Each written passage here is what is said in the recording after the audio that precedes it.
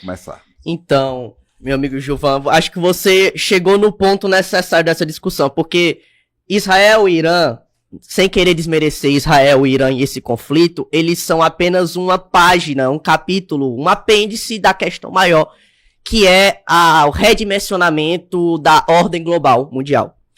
É interessante porque todos nós imaginávamos que o mundo estava caminhando para uma suposta multipolaridade, que o hegemon norte-americano, como a gente gostava de chamar a polícia do mundo, que era os Estados Unidos, mandava e desmandava no mundo, e aí esses conflitos eram apaziguados pela ordem do cacetete dos Estados Unidos, né? Todo mundo achava que essa ordem estava acabando porque estava emergindo o poder chinês, porque estava emergindo o poder russo, etc. e tal, porque estava se enfraquecendo a Europa, se enfraquecendo pelo mesmo motivo brasileiro, deixou de apostar na industrialização, é um país que está se desindustrializando. Hoje a Europa vive de turismo. É um grande museu. É um museu para você conhecer o velho mundo. É isso que é hoje a Europa. Sabe, não é mais o elan tecnológico, não é mais o mundo, sabe, que a gente enxergava na Europa, não é mais esse que nós estamos vendo agora. Os Estados Unidos está passando por uma situação parecida, mas vamos dizer assim, também diferente. Desculpe o suposto paradoxo dessa frase, que é o seguinte: os Estados Unidos também está sofrendo dessa imersão, dessa introjeção do poder industrial e econômico chinês no seu próprio país e está tomando as medidas mais drásticas possíveis para reverter essa situação. Trump está adotando uma política que, se fosse adotada no Brasil, Demonte, a gente chamaria de nacional desenvolvimentista, que é aumentar a taxação de produtos importados para favorecer um processo de substituição de importações e depender menos dos chineses, depender menos dos países que estão tomando os mercados norte-americanos, principalmente os industriais. Estou falando também do Sudeste Asiático. Mas o Trump apostou nessa mudança e está tentando restaurar a ordem global que os Estados Unidos é hegemon. Conseguiu, tá? Conseguiu, e esse conflito Irã-Israel é a prova derradeira de que ele está vencendo por enquanto, infelizmente. Quem botou de fato o cessar-fogo foi os Estados Unidos. Tem várias questões que a gente pode discutir. Por que a Rússia não entrou, por exemplo, nessa guerra? A Rússia tem uma relação muito boa com Israel. A gente não sabe, poucas pessoas sabem disso, mas Israel é um país que tem muita gente de origem russa, porque eram aquelas pessoas que eram da União Soviética, que tinham descendência judia, acabaram indo para Israel. Então acabou que os laços entre a Rússia e Israel sempre foram muito grandes, e o Putin reforça esses laços. Tanto que foi esse o motivo dele estar menos disposto a encarar os Estados Unidos nessa. Até porque também está vivenciando uma própria guerra, né? Que é a guerra Rússia e Ucrânia, e também não quer entrar no outro conflito, que não tem nada a ver com os russos. E, enfim, essa trégua está mostrando que o hegemon norte-americano vai brigar para continuar sendo o hegemon. E como é que o Brasil fica nessa situação é o que a gente tem que discutir. Porque é um cavalo selado que está passando e que nós não estamos sabendo aproveitar. Eu não vou falar mais porque a gente vai discutir isso com o Demontier, porque é uma política nacional, mas é isso. Está passando um cavalo selado. E, de novo, o Brasil, por não ter projeto, por não pensar o geral, por não pensar o macro, está deixando isso passar de novo. Essa é a realidade. Passar aqui para você, Demontier, aqui para suas palavras iniciais, né, sobre o tema. Eu acho, Levi, Gilvan e aqueles que nos acompanham neste podcast. Tem ainda algo que eu quero ressaltar.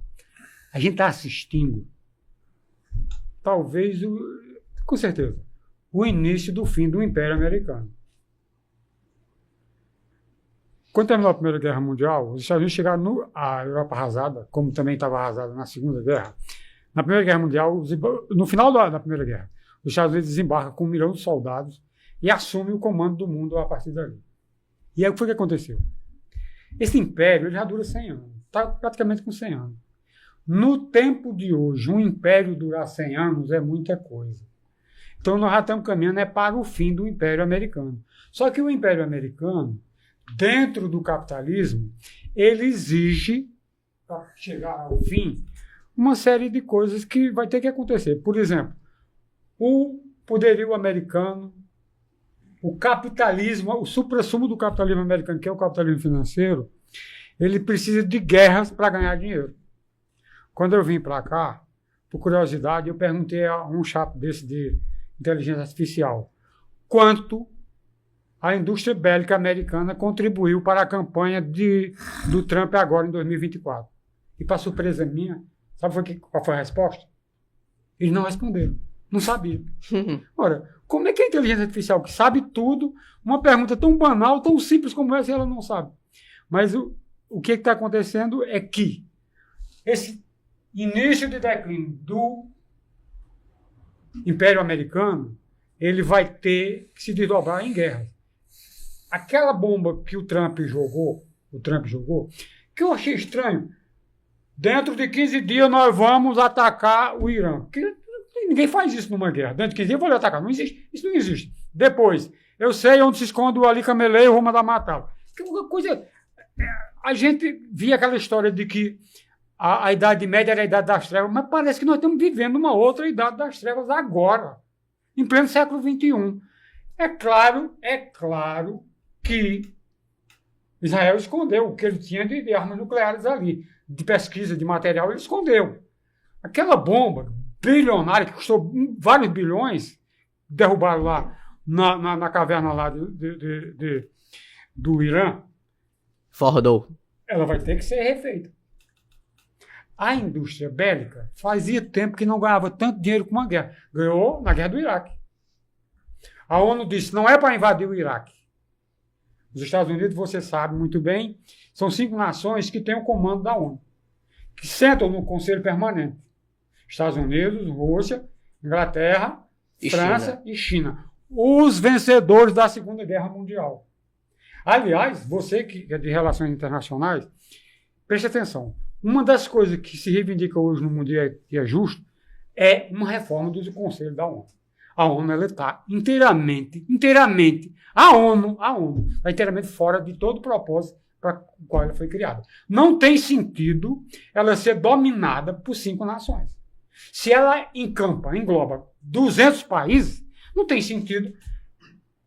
Contra o Iraque, quando for invadir o Iraque, a ONU emitiu uma resolução que ninguém invada o Iraque. Os Estados Unidos levantou a voz e disse, eu veto essa resolução. Por quê? Porque os 5 do Conselho Permanente têm o poder de vetar qualquer resolução na hora que eles quiserem. Tem lógica uma coisa dessa?